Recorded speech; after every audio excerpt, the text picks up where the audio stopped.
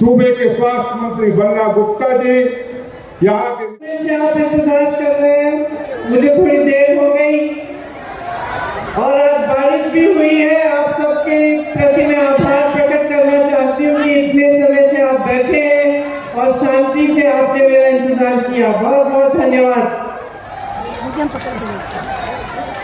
मंच पर उपस्थित सभी नेतागण, सभी पार्टी के पदाधिकारीगण, सभी भाइयों, सभी बहनों का इस सभा में बहुत बहुत स्वागत। मैं सबके नाम पढ़ाकर नहीं सुनाऊंगी क्योंकि आपने सारे नाम कर दिए, तो मेरे ख्याल से उसको दोहराने की जरूरत नहीं है। देखिए, ये बिरसा मुंडा जी की धरती है, रघुनाथ महतो की धरती है, राजा जगन्नाथ भाई की धरती है, सिंधु कानू की धरती है। ये क्रांतिकारी नेता थे। जब हमारी आजादी की लड़ाई शुरू भी नहीं हुई थी, उससे पहले ये अंग्रेजी साम्राज्य के खिलाफ लड़े और खड़े हुए। आपको गर्व होना चाहिए कि ये आपकी धरती है जिसने ऐसे नेताओं को पैदा किया जो सदियों पहले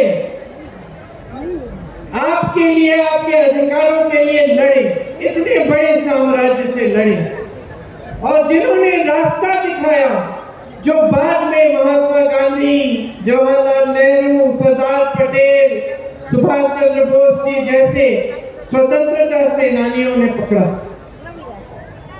तो जो आधार है हमारी आजादी का,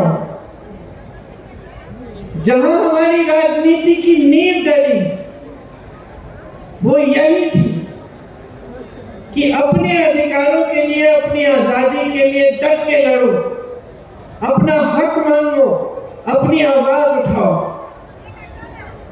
वो हमारी राजनीति की नींव थी और उस नींव पर ही हमारा लोकतंत्र बना।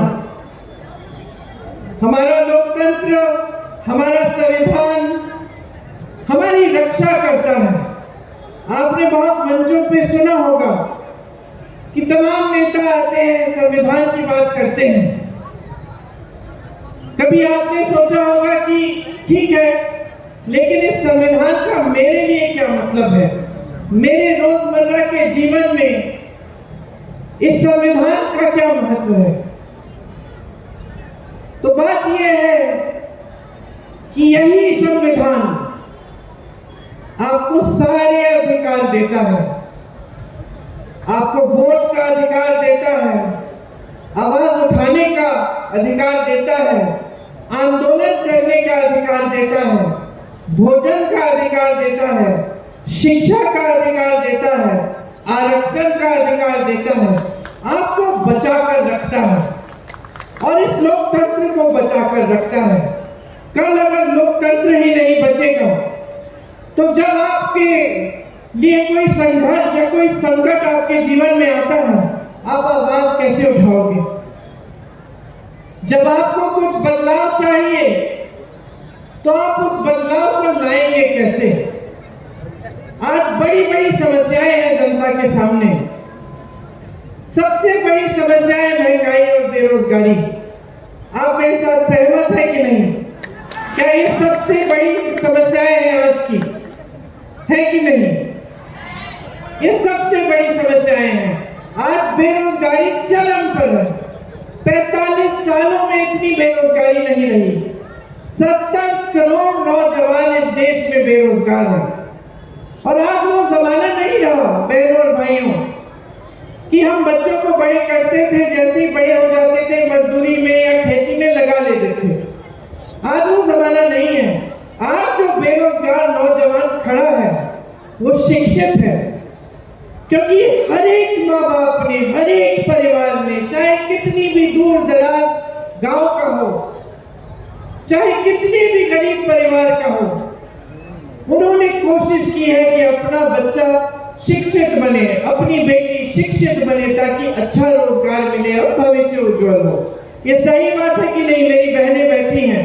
आज आप चाहती है कि अपनी बच्चियां भी शिक्षित हो ताकि खड़ी बड़ी होकर अपने पैरों पे खड़ी हो पाए। आज वो जमाना नहीं है कि शिक्षित नहीं करते हम अपने बच्चों को। तो आज जितनी भी जनता, जितने भी नौजवान बेरोजगार हैं, तमाम शिक्षित हैं।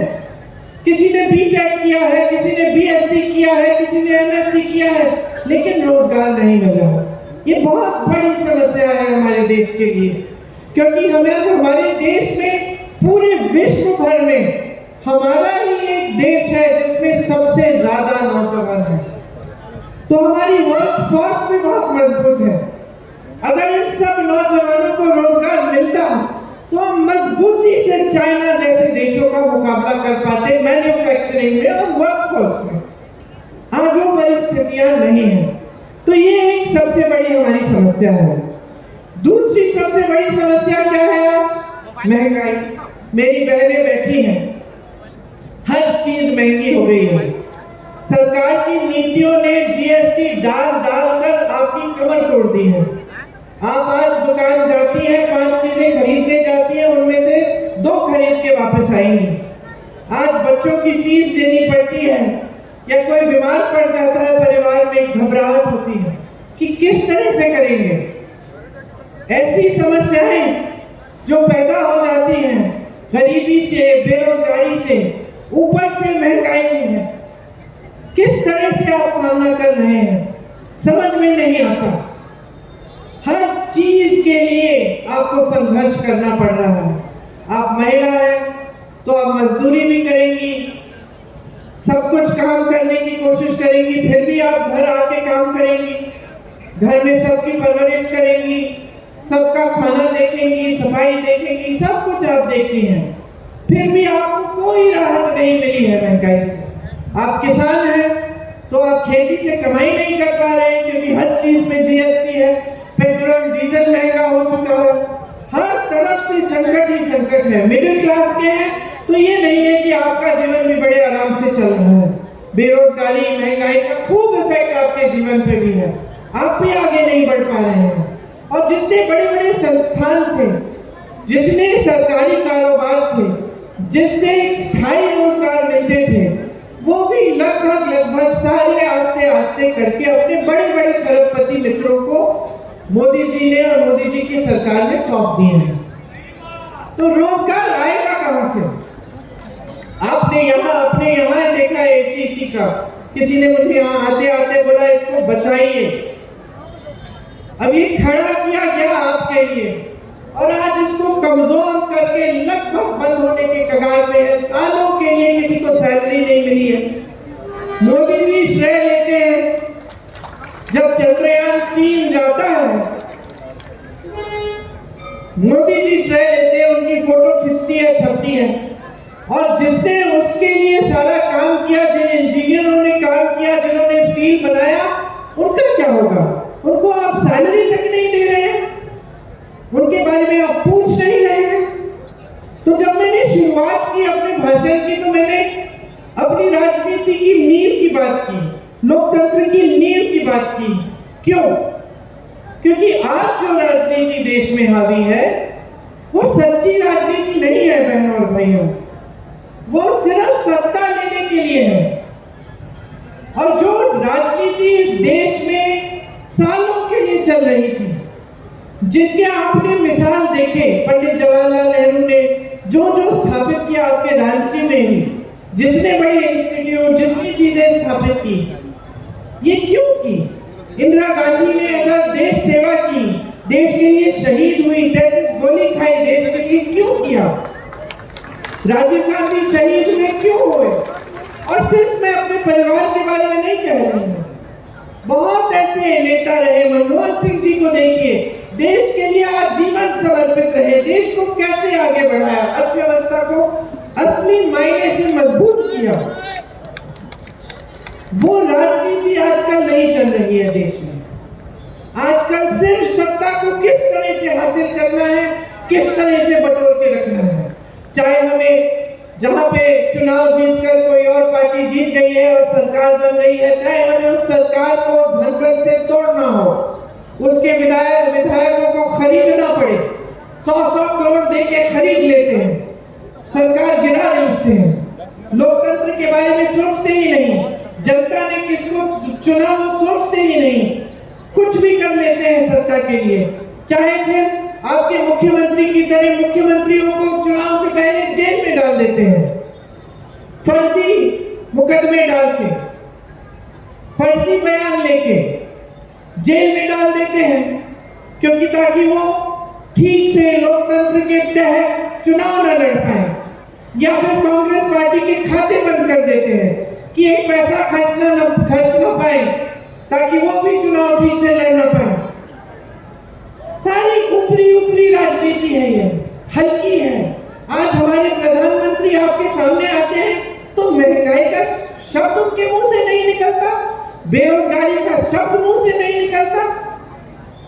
पूरी दुनिया में सबसे ज्यादा बेरोजगारी, और आप प्रधानमंत्री हैं, इतना बड़ा पद है, इतना तो आदर कर लीजिए जनता की कि इस बारे में बात तो करें। 10 सालों से सरकार चला रहे हैं, क्या बातें करते हैं आपके सामने आकर कि कांग्रेस पार्टी एक्स-रे मशीन लाएगी, आपके मंगलसूत्र चुराएगी। गुजरात में तो इन्होंने कह दिया कि अगर आपके 2 भैंस हैं तो कांग्रेस पार्टी आपकी एक भैंस चुरा लेगी। तो जहां मैं जाती हूँ बहनों, जहां मैं जाती हूँ, मैं कहती हूँ अपनी भैंस बांधो, मैं आ गई हूँ। वो अलग बात है कि अगर मुझे खींचनी पड़े तो खींचे आएगी भी नहीं मेरे साथ। बात ये है, हम हंस रहे हैं, लेकिन ये हंसने वाली बात नहीं है, ये दुख की बात है। ये दुख की बात है कि आज हमारे देश के जो सबसे बड़े नेता हैं वो इतना भी आदर नहीं कर रहे हैं हमारे देश की जनता की, कि चुनाव के समय जब वोट लेने का समय है, 10 साल आपकी सरकार रही है, तो कम से कम जो जो आपने किया है विकास के लिए वो गिनवा लीजिए, जो आप करने जा रहे हैं वो बता दीजिए नौजवानों को। और जो सबसे बड़े संकट है जनता के, महंगाई, बेरोजगारी, इनके बारे में बात तो करिए। ठीक है, आपसे नहीं रुक पाया, आप नहीं कर पाए, ये सुलझा नहीं कर पाए, कम से कम बोलिए तो सही, कहिए कि मैं जानता हूं कि इतनी बेरोजगारी है कि आप मुश्किल में हैं, मैंने कोशिश की, मैं कोशिश करूंगा, इतना तो कह दीजिए। लेकिन इतना भी नहीं कहते, वो भैंसों की बात कर रहे हैं, मंगलसूत्र को चुराने की बात कर रहे हैं। कभी इंटरव्यू देते हैं तो जो 10 सालों से उनकी राजनीति रही है, धर्म की राजनीति, जिस आधार पर उन्होंने हर एक भाषण दिया है और आज भी चुनाव में रोज दे रहे हैं, उस पूरी राजनीति का खंडन एक इंटरव्यू में कर डालते हैं कि अगर मैं हिंदू मुसलमान की बात करता तो मैं इस देश के प्रधानमंत्री बनने के लायक नहीं होता। खुद कह रहे हैं, खुद कह रहे हैं।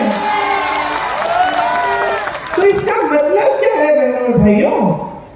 इसका मतलब है कि जो राजनीति आपने की जीवन भर, जो आपकी विचारधारा रही है, जिस आधार पर आप 2 चुनाव जीत कर रहे हैं, उसका आपने खंडन कर दिया, उसको आपने एक इंटरव्यू में नकार दिया, तो आप उस पे ही नहीं खड़े हो पा रहे हैं, तो अपने वादों पे क्या खड़े होंगे? जो आपका आधार है उस पे तो खड़े हो जाइए। राहुल गांधी जी अपने आधार पर शुरू से खड़े हैं। 4000 किलोमीटर की यात्रा पैदल कन्याकुमारी से कश्मीर तक करते हैं, मणिपुर से मुंबई तक 4000 किलोमीटर और करते हैं, क्योंकि वो अपने आधार पर खड़े हैं। वो इस देश की लोकतंत्र को मानते हैं, वो इस देश के संविधान के लिए कुछ भी कर डालेंगे इसको बचाने के लिए, और वो पहचानते हैं कि लोकतंत्र में जनता सर्वोपरि है, जनता को झूठ नहीं बोला जाता। और अगर जनता को झूठ बोलेगा कोई नेता तो लोकतंत्र उसे सबक सिखाएगा। वो समझते हैं इस बात को। और मैंने ये अपनी आधार की बात क्यों कही, यहां से क्यों शुरुआत की मैंने भाषण की, क्योंकि एक गहराई होनी चाहिए नेता में, नेता में जो पद संभालता है उसमें गहराई होनी चाहिए, उसमें एक श्रद्धा होनी चाहिए अपने देश के प्रति, अपनी जनता के प्रति। और वो श्रद्धा बोली में सिर्फ नहीं प्रकट होनी चाहिए, वो श्रद्धा अपने कार्यों में प्रकट होनी चाहिए। आप वादा करेंगे जनता को कि 2 करोड़ रोजगार मिल जाएंगे सबको, तो आप उस वादे पे खरे उतरिए। यही जनता की मांग है। अगर आप कहेंगे कि 15 लाख रुपए आपके खातों में डालेंगे, तो उस वादे पे खरे उतरिए। यही जनता की मांग है। जनता और कुछ नहीं चाहती। जनता चाहती है कि नेता सच्चा हो, ईमानदारी से काम करे, जनता की जो समस्याएं उसकी बात करे, उनको सुलझाए। कुछ इतना बड़ा नहीं मांग रही है जनता आपसे, लेकिन इस पर भी मोदी जी खड़े नहीं उतर सकते। उनके हर वादे को देखिए, एक वादा नहीं रखा उन्होंने।